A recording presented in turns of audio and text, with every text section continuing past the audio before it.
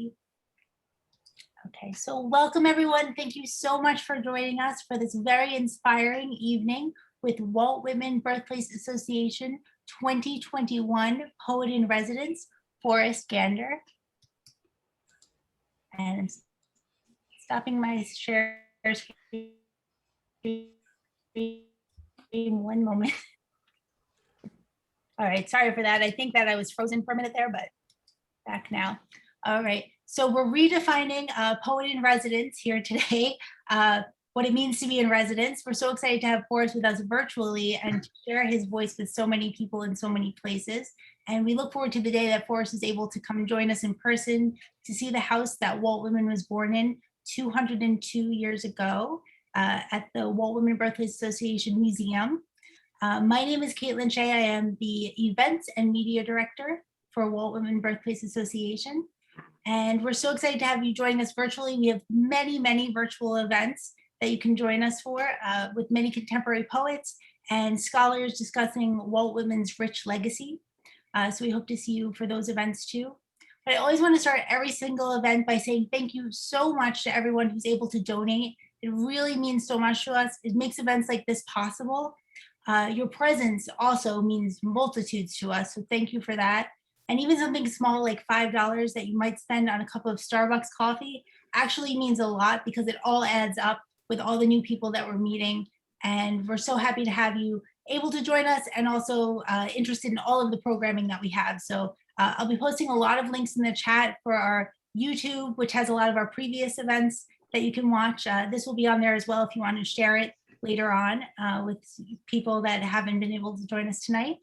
And I'll be sharing a lot of links, so stay up to date. Please keep following us. It means so much. Thank you so much, really. So tonight we will have a little bit of time for comments at the end of our program. So if you'd like to do that at the end, you can text in the chat there, or you can come on video and speak with Forrest. And so I just want to let you know, so you're kind of thinking about your questions and comments as our program goes on. You might even want to take little notes. All right, so we're going to jump into our program, and we're going to have welcome remarks with Walt Whitman Birthplace Association Executive Director, Cynthia Shore. Cynthia, I'm going to hand it over to you right now. Okay. All right, thank you, Caitlin. It's always my great pleasure to welcome you to any event at the Walt Whitman Birthplace Association. And it's my great privilege to offer thanks to all of you who helped make the association what it is. So my first offer of thanks, of course, goes out to Forrest Gander for joining us tonight all across the miles. And he was here this afternoon for a wonderful workshop. And tonight he's going to be giving a wonderful reading, I'm sure. So thank you, Forrest, for joining us tonight. We appreciate it greatly. I'd like to welcome you on behalf of the Board of Trustees. They work very hard to keep the association up to date and current, and our president will be addressing you shortly and offering greetings, and another trustee member will be introducing Forrest Gander later on tonight. I want to thank the Humanities New York for their support, and certainly, of course, Suffolk County and the town of Huntington. I certainly want to thank all of you members who are joining us tonight, all of you who are members, all of you who volunteer your time, all of you who volunteer your services and your ideas. We appreciate it greatly. We really couldn't survive, especially during this pandemic, without your support. And last of all, I would like to thank Caitlin Shea, our event and media director, who has done a magnificent job throughout this pandemic of keeping this all going. So thank you, Caitlin. So without further ado, I will introduce our board president, Dr. John Coulihan, who will offer a greeting on behalf of the association. Hello, everybody. I'm delighted this evening to welcome all of you, and especially Forrest Gander, our 2021 Poet in Residence, to our virtual Walt Whitman birthplace. Now, normally we'd be sitting together in the interpretive center, about 200 feet or so from the house where Walt was born 202 years ago on May 31st, 1819. But under the current circumstances, we're here in the cyberspace. And I'd like to say that, you know, Walt, in his prose essay, Democratic Vistas, talked about his desire to create a unique, different, progressive American literature that would exemplify the values that he considered important, the values of openness, inclusivity, democracy, affirmation, and to have this new culture of poetry be something that was different from what he considered the European invitations of his time. Well, he made an enormous, important start at that in Leaves of Grass. And since then, the American poet have created a really distinctive and multi-voiced American poetry. And so each year at this time, around his birthday, we like to help celebrate that birthday by honoring an eminent American poet of today, as well as honoring the future poets who have participated in our Long Island student poetry contest and who will receive their awards tomorrow. This year, we're privileged to welcome our 41st poet in resident, the position that was held in the early years. It began in 1981, and it was held in the early years by poets such as Stanley Kunitz, Allen Ginsberg, and Adrienne Rich.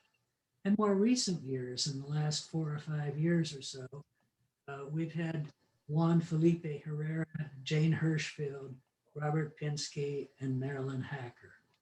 And all of them, I believe, have had to, in some way, reckon with and confront and develop the legacy of that querulous, playful, self-aggrandizing, enormous, barbaric yop, Walt Whitman. And so I welcome you today to this celebration of poetry and the 2021 Walt Whitman Birthplace Association Poet in Residence.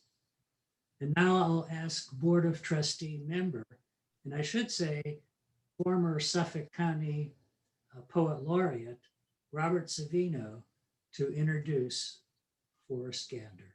Thank you. Thank you, Jack. Greeting poets, poetry lovers, and friends of the birthplace.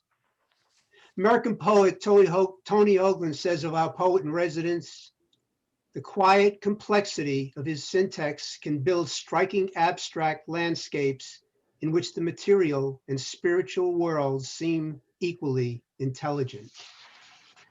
Pulitzer Prize winning Forrest Gander is a poet, essayist, novelist, translator of international renown, editor of several anthologies of writing from Spain and Mexico, and celebrated for the richness of his language and his undaunted lyric passion.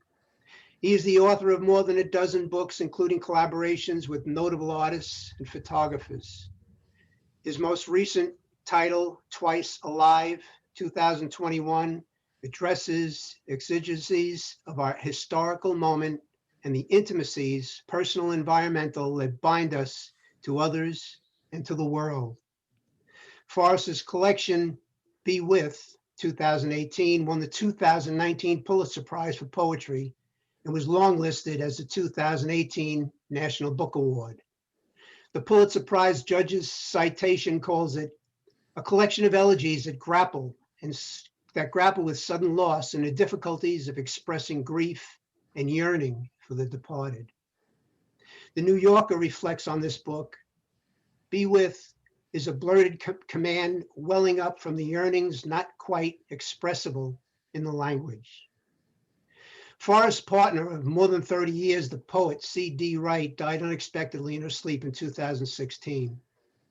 Later that year, a new volume by C.D. titled Shall Cross was published posthumously with the dedication for Forrest, line, lank, and long, be with.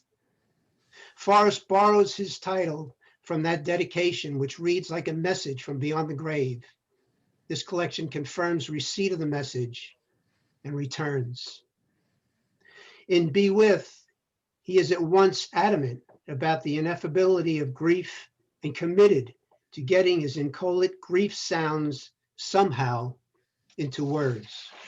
In 2008, Forrest was named the United States Artist Rockefeller Fellow, one of 50 artists to be recognized for artistic excellence, unique artistic vision, and significant contributions in their field.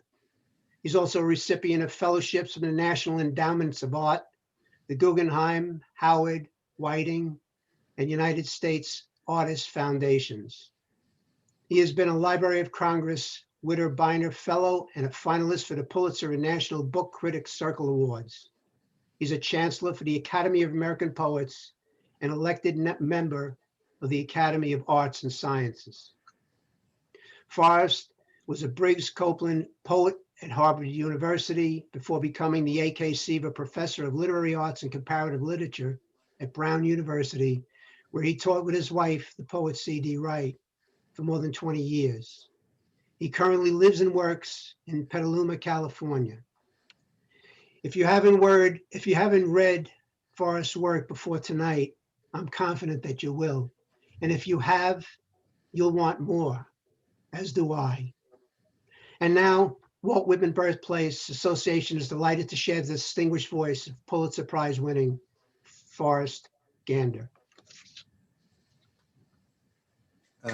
Thank you so much, Bob. And you remind me, thank you for mentioning C.D. Wright.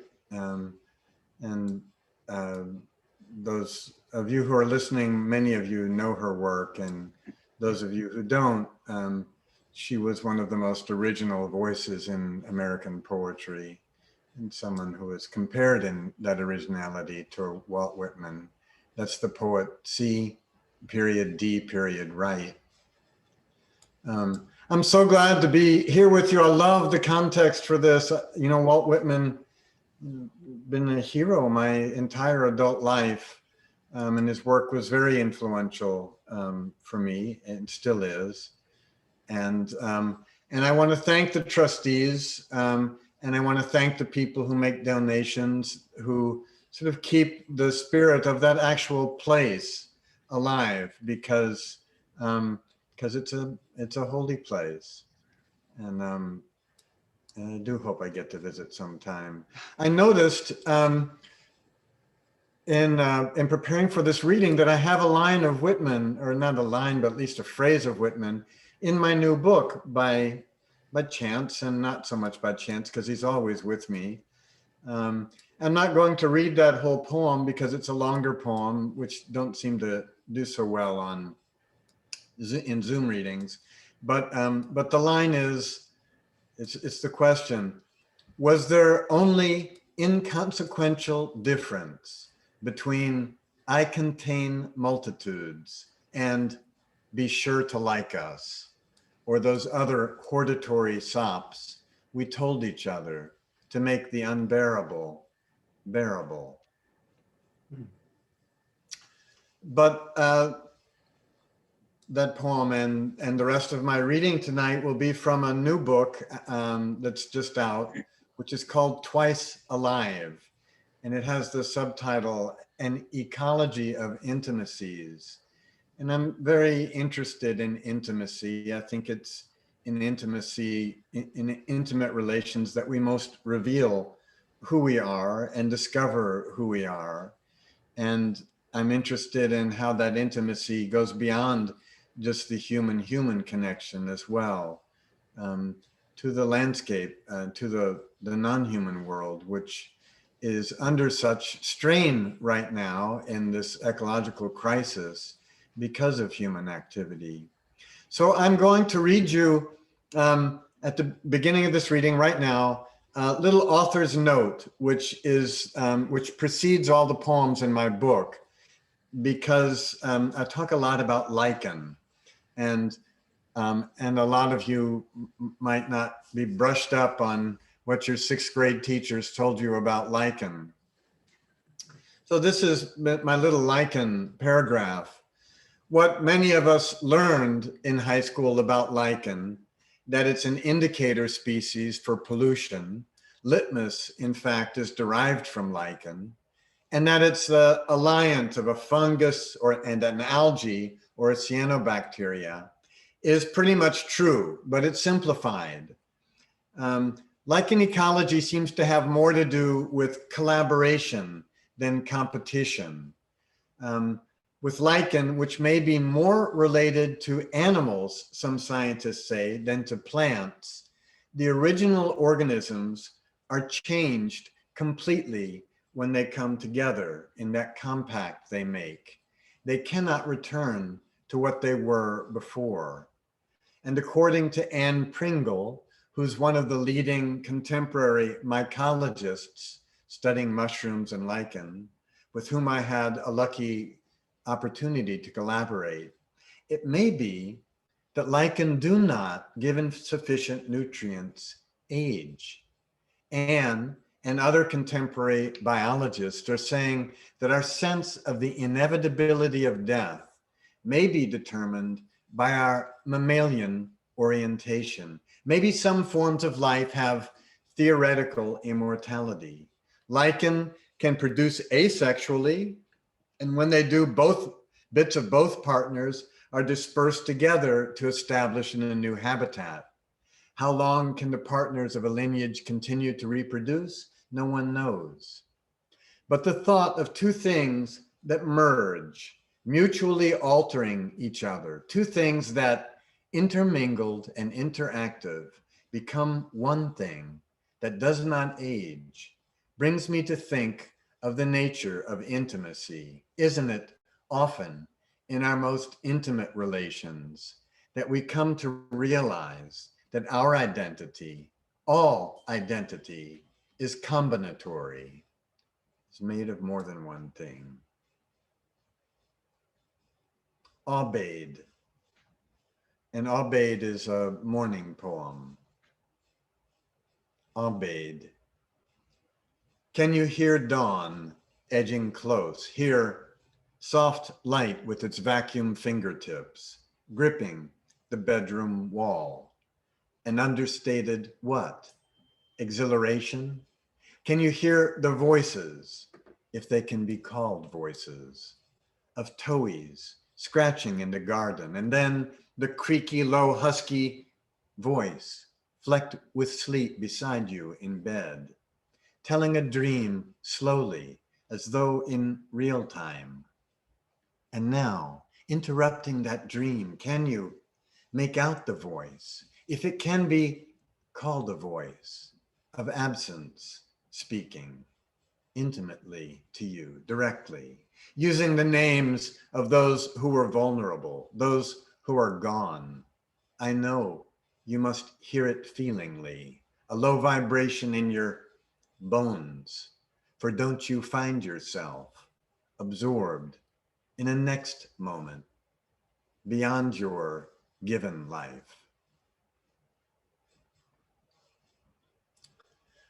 The next little series of poems that I'm going to be reading, which have names like Forrest, Sea, Pastoral, and Wasteland, are based on a very old tradition of poetry in India. In southern India, about 2,000 years ago, between 300 BC and 300 AD, there was a flourishing of poetry in Tamil Nadu in southern India.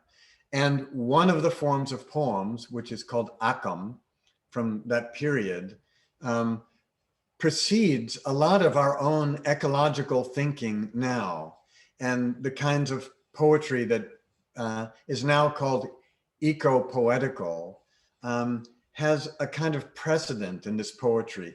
In Sangam Akam poems, Sangam is Sangam, it was impossible to talk about human emotion, your own subjective experience, without referencing the landscape, because you always exist in a landscape, some kind of landscape, and your feelings are involved in that landscape.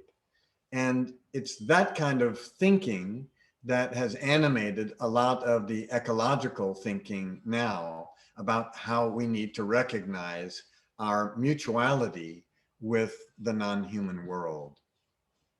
So as it turns out, the 5 basic landscapes of Southern India are the same 5 basic landscapes of my state, and state I was born in and live in now, California.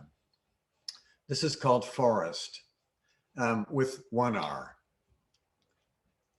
Forest.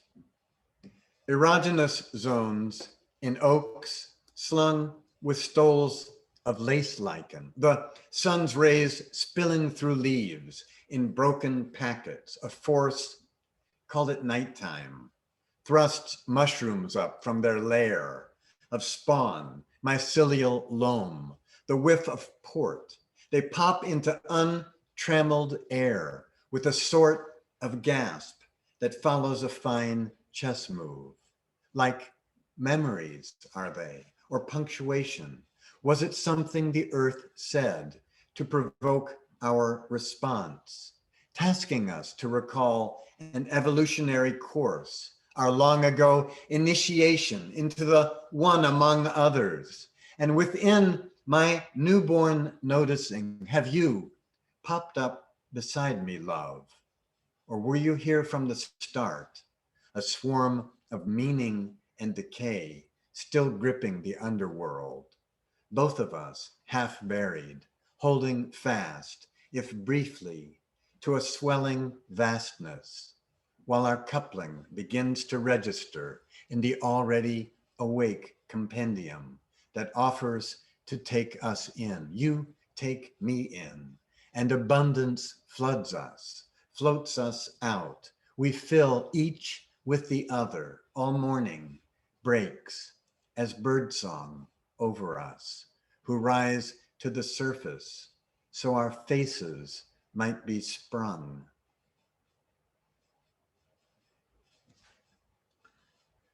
And then this poem is titled Immigrant Sea.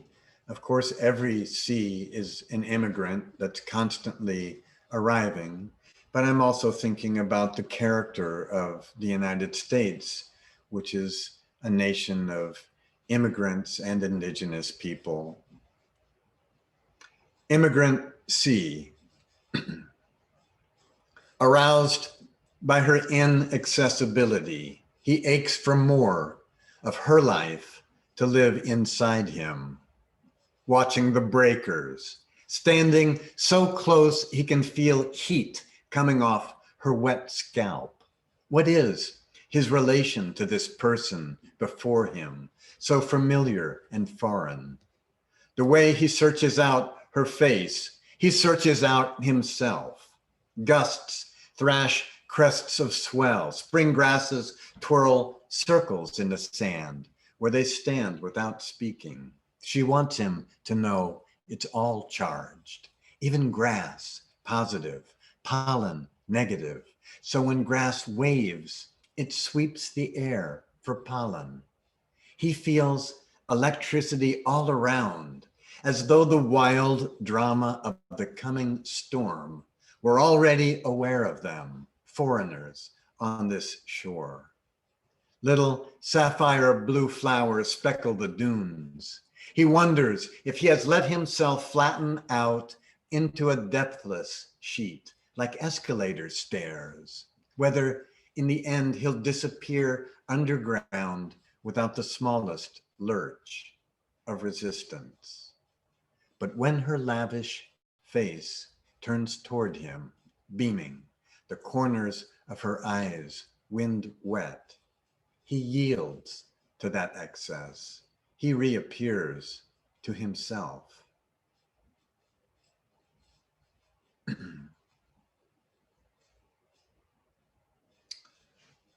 This is called In the Mountains, and there's a little quote from Juan Sebastián Cárdenas. No hay exterior del cuerpo, o mejor dicho, el exterior ocurre dentro del cuerpo. So there's no outside of the body, or better said, the outside occurs inside the body. If the April dog days reach her before your note does, if at your back door a mushroom speckled with roving mites turns the color of rodent teeth, then her thighs will tremble, her head go light as she tries to stand. If her irises flare, if your collied face stares back from her pupils dull as a writ, then you must acknowledge the presentiment that you've been cored. If you take another sip of dust, trying to remember what to say, if the sludge she calls your sadness stops damming up your veins, could she glimpse what was there before you turned inside yourself? If the regrets edge up behind you, chattering, then she will blindfold you, saying, taste this. If it takes just one more crossed out name to complete the bitterness, if ululations rising from the hills are answered in her face, then whatever you gasp while she lies over you will sound like nonsense from a play. If you reflexively choose the first response that precludes thinking, then she will cry out, oh no, surprised she cannot stop it. If the Western Ghats swallow a carbonized sun, if she mistakes that tick at your eye's crease for a signal, if when she sets her basket on the counter, the ripest mango topples from the peak, you must forget the other hands that have opened her robe. If local animals make themselves nocturnal to avoid you, if swarms of laughing thrushes no longer descend from the summit, then the barest gleam from her eyes in the night will reel you in. But if this orange lichen, gossiping across boulders, blackens, curls, and goes silent,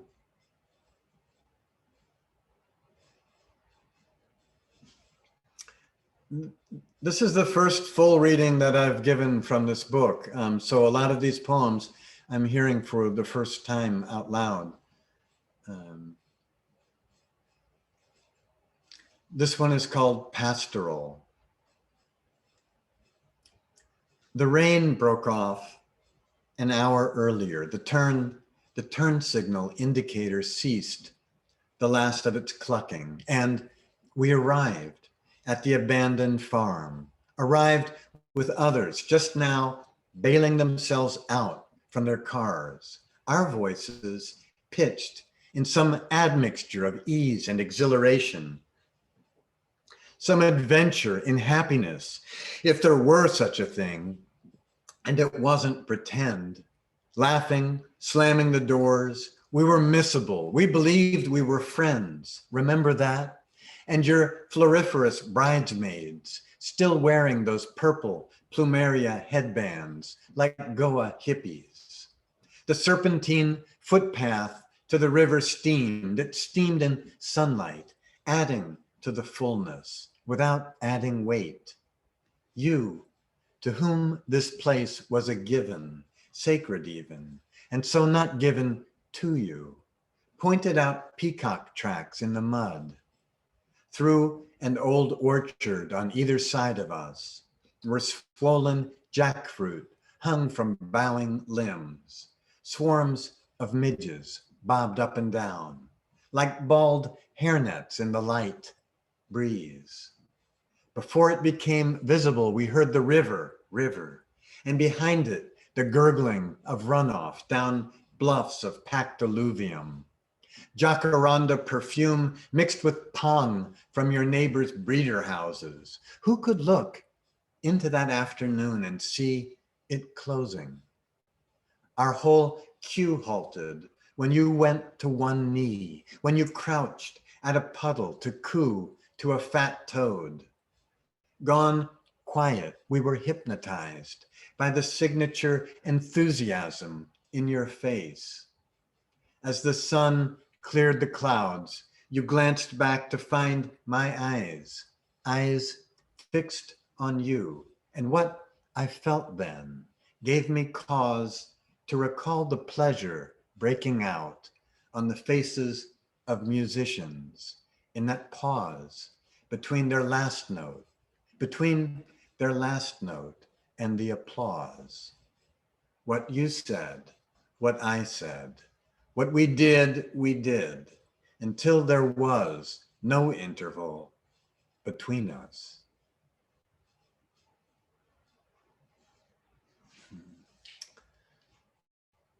And this poem is called Wasteland. I understand there's another poem called The Wasteland that has some currency. This is just Wasteland without the. It's one of the designated topographies that the Sangam poems take place in. And mine is set and dedicated to the town of Santa Rosa, which is the town next to the town I live in California, which was devastated by wildfires, so that my town became the place where all of the refugees came. And the wildfires have been, they've just been incredibly devastating in California these last years. Wasteland for Santa Rosa. Green spring grass on the hills had cured by June, and by July, gone woolly and brown.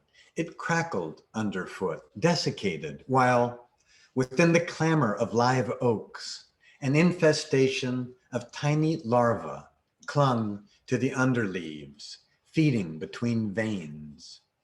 Their frass, that fine dandruff of excrement and boring dust, tinkled as it dropped onto dead leaves below the limbs. You could hear it 20 feet away, tinkling. Across the valley on Sugarloaf Ridge, the full moon showed up like a girl doing cartwheels. No one goes on living the life that isn't there. Below, a vast column of smoke, heat, flame, and wind, I rose, swaying and tottering on my erratic vortex, extemporizing my own extreme weather, sucking up acres of scorched topsoil and spinning it outward in a burning sleet of filth and embers that catapulted me forward with my mouth open in every direction at once. So I came for you, turning the present into purgatory, because I need to turn everything to tragedy before I can see it, because it must be leavened with remorse for the feeling to rise.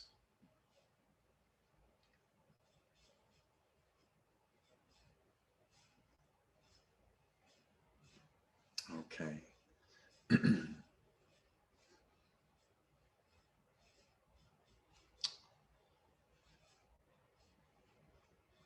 This is,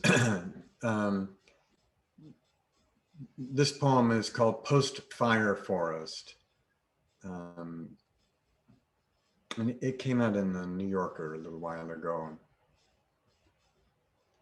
I went with a biologist, a wonderful poet biologist named Maya Khosla, who's studying post-burn forests. Because here in California, the forestry agency and the timber industry are pretty much in bed with each other. So when a fire comes and burns the forest agency gives that, actually pays the timber company to come in and clear cut the forest, which they do, and then they burn all of the things they can't haul out. And the fire that they burn is much hotter than a wildfire and basically kills the mycelium under the ground for some feet deep, and nothing grows there again for a really long time. Whereas if they left the burned forest standing, this is what Maya's work is about, it's very quickly re-inhabited by species. One of the first species of which is the black-backed woodpecker. Post-fire forest. Shadows of shadows without canopy, phalanxes of carbonized trunks and snags, their inner momentum shorted out. They surround us in early morning like plutonic pillars, like mute clairvoyants leading a sursum corda, like the excrescence of some long slaughter. All that moves is mist lifting, too indistinct to be called ghostly, from scorched filamental layers of rain moistened earth. What remains of the forest takes place in the exclamatory mode, cindered utterances, in the tongue from which everything trivial has been volatilized, everything trivial to fire. In a notch between near hills, stubbled with black paroxysm, we spot a familiar sun, liquid glass globed at the blowpipe's tip. If this landscape is dreaming, it must dream itself awake. You have, everyone notes, a rare talent for happiness. I wonder how to value that, walking through wreckage. On the second day, a black-backed woodpecker answers your call, but we search until twilight without finding it. This, as Bob mentioned, my wife of many years died in 2016, and then I moved out here, and then these forest fires came, and the sense of personal grief and the grief for the land overlaid each other.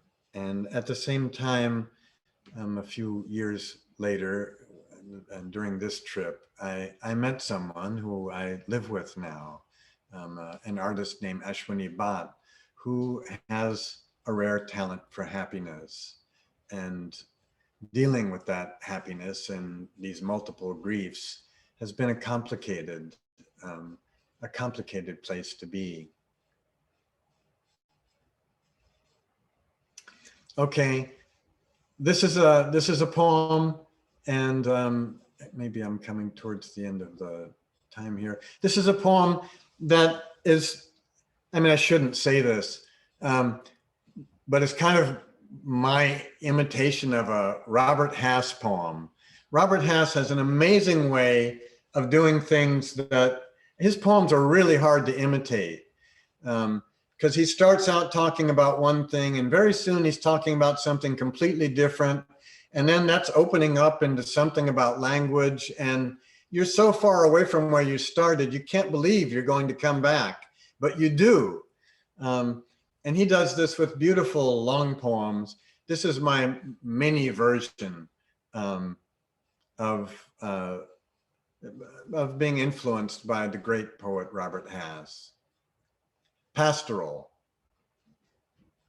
Together, you standing before me, before the picture window, my arms around you, our eyes pitched beyond our reflections into, I'd written, as though there, swung at the end of a tunnel, a passage dotted with endless points of arrival, as though our gaze started just outside our faces and corkscrewed its way toward the horizon, processual, as if looking took time to happen and weren't instantaneous, offered whole in one gesture before we ask, before our will, as if the far Sonoma Mountains weren't equally ready to be beheld as the dead fly on the sill.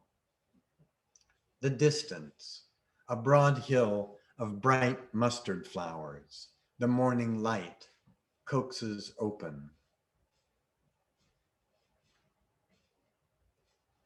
Okay, and I think I'll read, Caitlin, about 2 more poems. That seem right?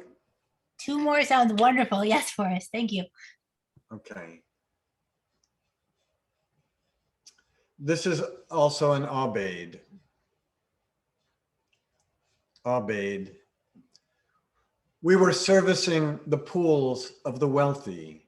We were opening the passenger door for the dog who waits in the truck, dog staring at the restaurant entrance. So when we come out again with a napkin wrapped around a chunk of burrito, whimpers with excitement, and we don't feel entirely alone, though it's true, lo peor de todas.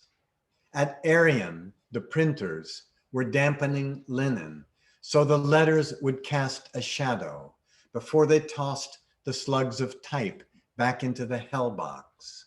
Come evening, we tried to cure a phantom limb with a mirror, but what is missing is inside us. A few were throwing gang signs and smoking Reggie before we boarded at pre-dawn to sit forever on the runway, sucking up the spent fuel of the plane before us, the overhead ducts spewing noxious air, reflected in the dark window, our own eyes looking back, looking blank, while neutrinos sleet through us. Little note on that poem, Yo la peor de todas, is a quote by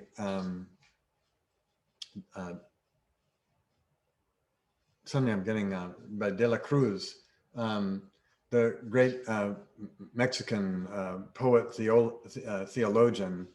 And at Arian, the printers, I sent this. There's a great book press in San Francisco called Arian Printers. It's been around for a long time.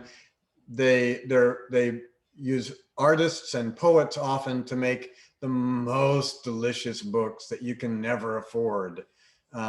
Really beautiful. And also I worked as a printer. CD and I ran a printing company for a long time. So these are references. Dampening linen so letters would leave a shadow is something that the printers will do to create an effect on the page, and tossing slugs of type back into the hell box. The hell box is where you drop the old type, the lead type that you're using, so it'll be melted back down. I sent it to Ariane and they wrote back, I bet this is the first time hell box has been used in a poem. And it may be, but I wouldn't doubt that someone had beaten me to it.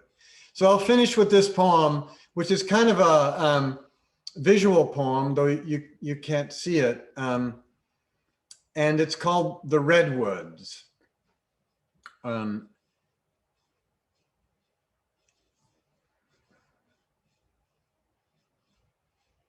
Redwoods. While nearby, but where? In that turpinated air among iterated redwood limbs, now flocked with mats of epiphyte. A stellar jay starts and restarts its shredded arpeggios, not description. And one of a nesting murrelet's soft black eyes mirrors the harlequinades of a vole, plump whiskered cylinder of fur. Diligently, this is not description, but an unacknowledged chapter, stuffing its cheeks with green needles. While 200 feet below, in the understory, whipplevine punctured by snags and deadfall and sorrel and sword and bracken fern splashing up from the soil. Not description, but an unacknowledged chapter of our own memoir. rich with chumbling volcanics, andesite mostly, and dacite, and rotting redwood needles that lightly tremble with nematodes, and some spider-like arthropod who can name. A ground squirrel crossing the dry creek edged with alder, its tail vertical as a flagpole. Its instance, all instances, interpenetrating, an endless memoir of ravelment in which our case, likewise, has been underwritten. Careens between its burrow and fire caves in the massive redwood trunks, glistening with slug trails, rimmed by rooting mushrooms. Thank you so much. Thank you, Forrest. Oh my goodness, thank you so much. So I look forward to, don't feel, as Caitlin, or as Cynthia pointed out to me, the people can feel self-conscious about asking questions. So you don't have to ask a question, but it'd be great if you made a comment. It doesn't have to start with "that was terrible." But any kind of comment or dialogue, I would love to engage some of you if you care to. All right, well, before we jump into our questions though, Forrest, that was absolutely amazing. No, it's fine. And you're giving everyone the reminder to get themselves together now. I think you gave us all goosebumps through the screen there. I was just thinking a lot of wonderful moments. Just gonna come back here too. And I'd love it if everyone could unmute for just a moment so we can give a big, well-deserved round of applause for Oh. Forrest Gander. Thank you, Caitlin. Okay. Absolutely incredible. Magnificent. Thank you, Forrest. All right. And so again, we're going to get to our comments and questions. But before we go into that, we have Board of Trustees President Dr. Jack Houlihan presenting a plaque to Forrest on behalf of our Board of Trustees. Yay. It's the Zoom version of a presentation ceremony. But thank you for that wonderful reading, Forrest. And I think particularly a particular honor for us to be among the first to hear those poems from your new book, and the intimacy, the connectedness. It's just wonderful, wonderful language. So Thanks so much, Jack. Yeah. So this is the point where I would ordinarily have some of the members of our board come up and we would present you with the plaque for, as you see, as Caitlin has put it on the screen. And if I had Scotty here and we were on Star Trek, I'd hand it over to you. But since we can't do that, we'll have to rely on more traditional means to get it. But thank you very much, and congratulations on being our poet in residence for 2021. Thank you. Thanks so much for inviting me. Fabulous. Just so good. Wonderful. All right. And now we're ready for our comments and our questions. Let's see, do we have any in the chat yet? Let's see, not quite yet, but if anyone would also like to come on camera, you could unmute and start speaking, and then the camera will go to you. All right. I didn't want to ask a question. Okay. I just wanted to say how important it is of the poems you're writing. Right now, in this time we live in, the poems you're writing are so important to all of us. So I Thank you, thank you Barbara. for that. I particularly loved your Redwood poem. I spent a lot of time out there. My son lived in Northern California, and your description of the Redwoods, oh, it's just wonderful. Thanks so much. We found that commonality in the poem we did talk about of yours this morning. Yeah. Yes, Forrest brought us on quite a journey from the lichens to the redwoods. Anyone else want to jump in? Okay, Yes, we're gonna go to Bruce first and then whoever just spoke, we'll go back to. All right, go ahead, Bruce. Yes, hello, Forrest, again. Thank you so much. Deeply moved, as everyone was, I'm sure. Walt liked to say that he tested his poems in the open air to see if they ring true. And I was a little bit surprised when you mentioned early on that you were hearing your poems for the first time today. But let me just say, like Walt did, that your poems do ring true. And I can't wait to buy your book and start reading out loud. Thank you. Thank you, Bruce. Thank you. hi. I was very, very interested in the obed, and I wanted to know how you spelled that. I have not heard that term. I've heard elegiac poetry, but I haven't heard that term. So it's Aubade. I guess it would Okay. probably have a French and Latin origin. And it is a tradition. Since you've just learned it, you should take upon yourself the assignment of writing one tomorrow morning. Yes, I have written many of them. Oh, okay. But my question is, how long after your wife died were you able to write about her, and in this particular way?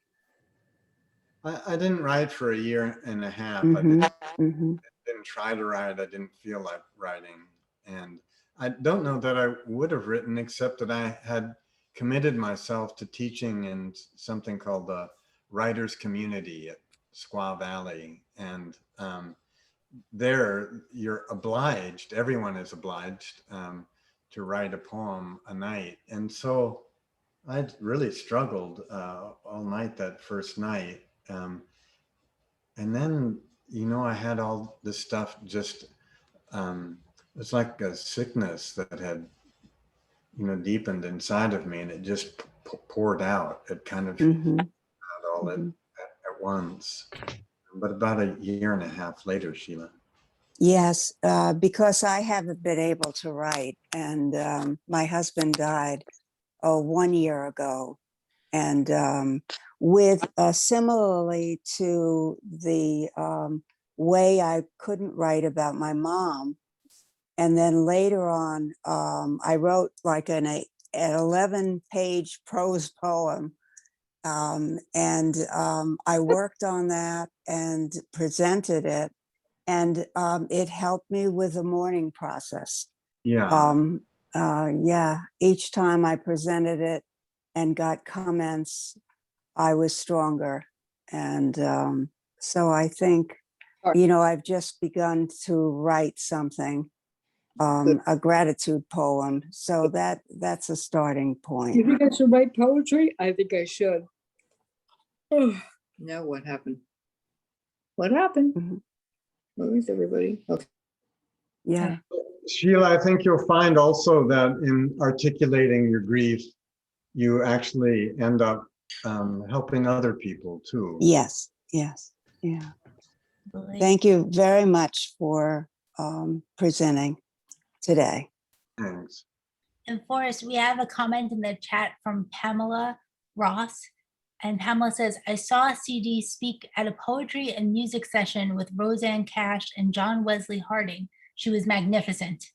She loved that reading, and she and Roseanne became friends. I wasn't there. You were there. Lucky you. Wish I had seen it, but lucky anyone who saw CD read. Yeah. It's a Thanks, small Pam. world. Yeah. Then we have a question from Ann Kaiser. Ann is asking about your influences besides CD Wright. Well, they're huge. and they're very international. Early on,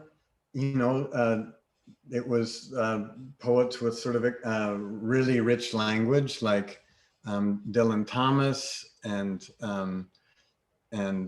Gerard Manley Hopkins. This is like pre-college. And then in my first years of university, I discovered Robert Creeley, who was hugely influential. And I met Denise Levertov. Both of them connected me to New Directions, the publisher. And I started buying books, not because I knew the authors, but because New Directions published them. And that really turned out to be my great education. I think you can see behind me, one of those bookshelves is nothing but New Directions books. And then, I began to read more internationally. Recently, Inger Christensen's book called Alphabet is one of the most powerful books I've read in a long time. And I'm very interested in contemporary Japanese poetry and Chinese poetry. All right. Thank you, Forrest. And John DiCarlo, I see you have a question. Would you like to come on video with that? Yeah, please. Hey, John. Hi, Forrest. Thanks. Very, very enthralling.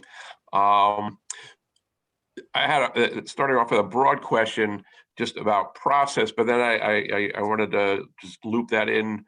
We didn't really get a chance to talk about the kind of methodology that you suggested to us in the workshop. I'm wondering how, on an average day, what your method, your process might be.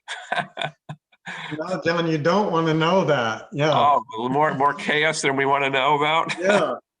When I was younger, which is bizarre because, when I was raising a child and teaching full time and running a book press, and going to literary readings, a couple times a week, I would wake up really early, not really early, but 5 o'clock, and I would write early in the morning, really religiously. And that worked for me for a long time. Now, I've retired, John, and I thought I was going to have all this time, and it hasn't worked out that way. So I don't write every day, and I can go weeks without writing, but usually I'm doing something. I'm translating or reading and taking notes, which will become useful to me later. And in a sense, that's all part of my writing process now. But I think showing up to that page, that blank page, and facing that, and can't be overestimated. That's really, that has to happen. How about you?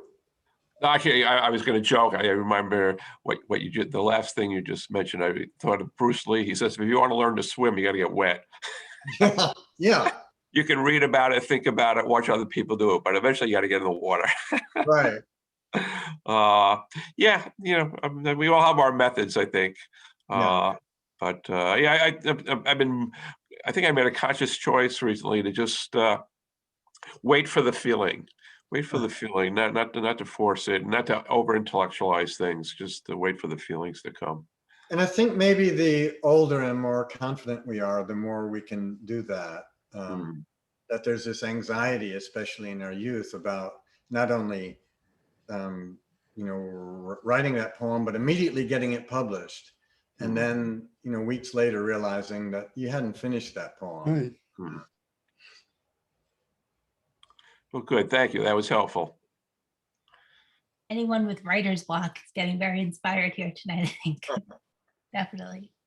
All right. And J.R. Turek, she was our Long Island Poet of the Year, I think in 2019, but the years are kind of going together for me here. Yes, for Walt's 200th, yes. Hey, there. Yeah. Thank you, Forrest. An amazing journey. Your poems were a journey. I'm enamored of the visual aspect of a poem, emblematic poems. So my curiosity is extreme. What does the Redwood poem look like? So it has, so one, I acknowledge this, but I borrowed the form from an Australian poet that I like very much named Stuart Cook. And he uses a strange system of, so I've been photographing redwood bark. I don't know if you can see this, but you see all the little lines that connected.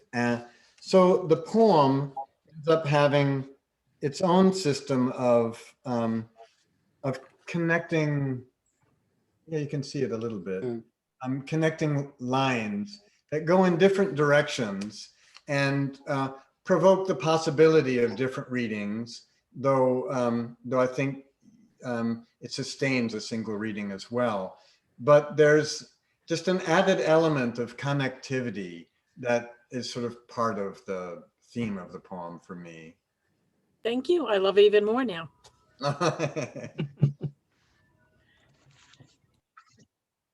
Wonderful. We can hold things up and have people see them. Yeah, that's nice, isn't it? That worked. Right. If we're in a big crowd, no one could see it as clearly. So there's benefits certainly being online. And we have a question from Susan Fishbein, who's also on our board. Do you want to come say hello, Susan? I see you there, Susan. Hello there. Hi there, Forrest. Hi, Susan. Hi there. I don't see you yet, but yeah. I've been There you are. looking through your picture window there, but I was doing a lot of things while you were reading. Anyway, I was thinking about you as a teacher, and I used to teach.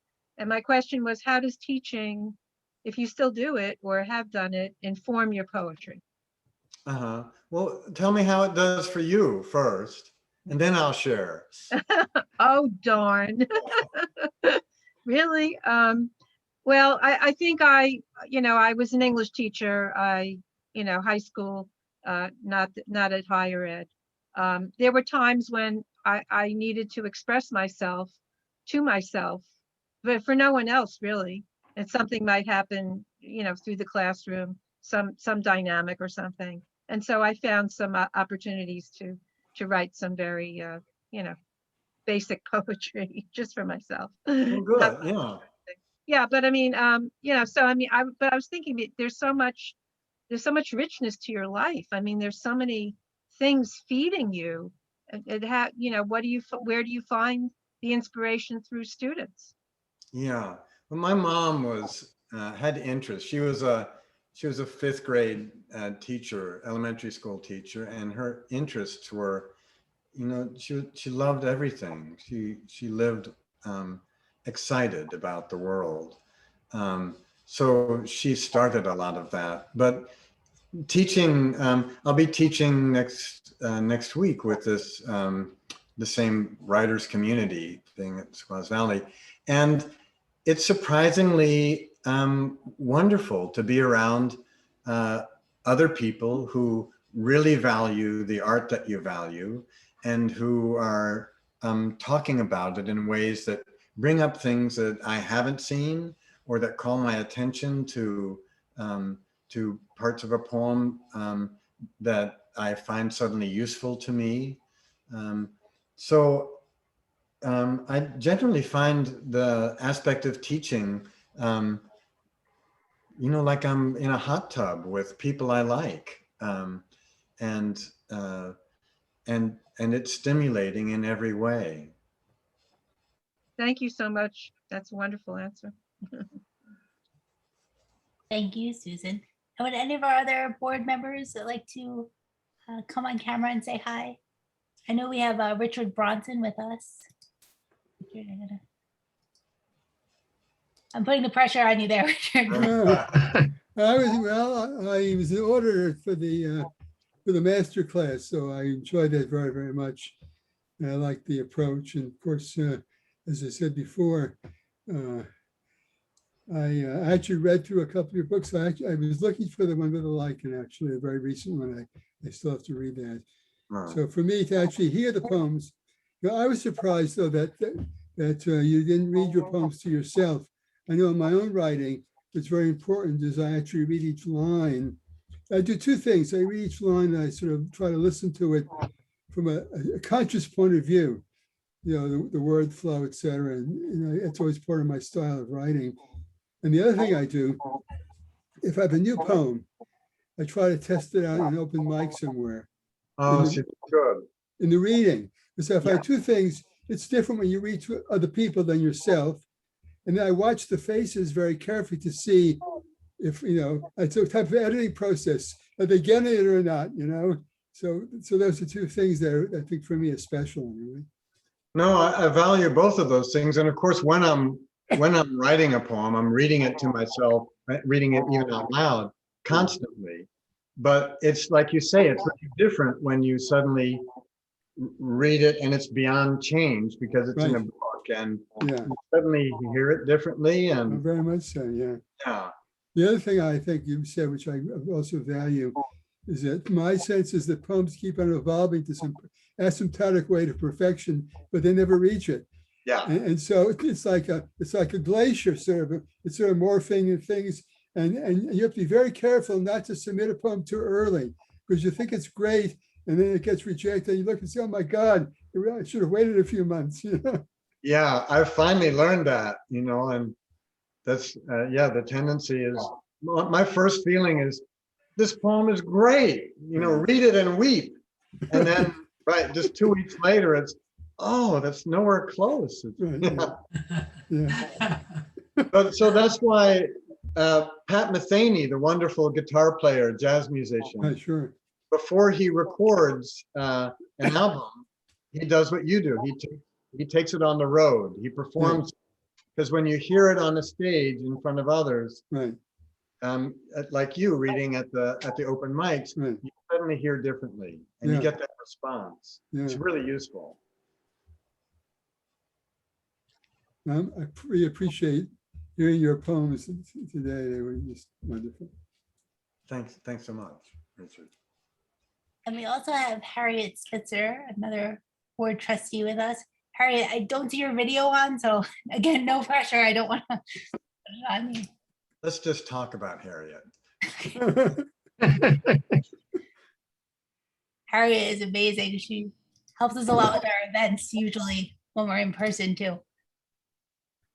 Yeah, she got us a big iced tea, a beautiful glass bottle for one of our last in-person events a few years ago. Oh. So the details, a lot of beautiful details she handles for us. So thank you, Harriet, if you're listening. All right, I think we have time for one more question. I see a lot of beautiful comments here in the chat. Does anyone want to come on video quick and just say a few words? I just want to know when Forrest is coming to the birthplace in person. When are you coming to the birthplace, Forrest? As soon as Jack works out that beaming in system.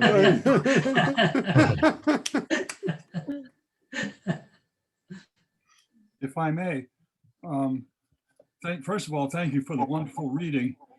One of the things that really moved me in your reading, and I've heard you read online other places at the New Directions 85th birthday recently also, is the complexity of your subject matter and the emotions in your poetry and the imagery, but mostly what strikes me as you read is and I'm surprised you don't hear your poems all the time, is the rhythm of your reading and the way the lines move. And I haven't looked at the book, I haven't seen your new book, but I can see the line structure through the movement of your body and the movement of your voice. It's really wonderful. It's like it's a magic somehow that takes all of that reality and puts it into this, not just the sound, but the rhythm of the movement somehow. Thanks, Ron. That's so important to me to, I think of the art being a very embodied art, that those sounds come out of our body. And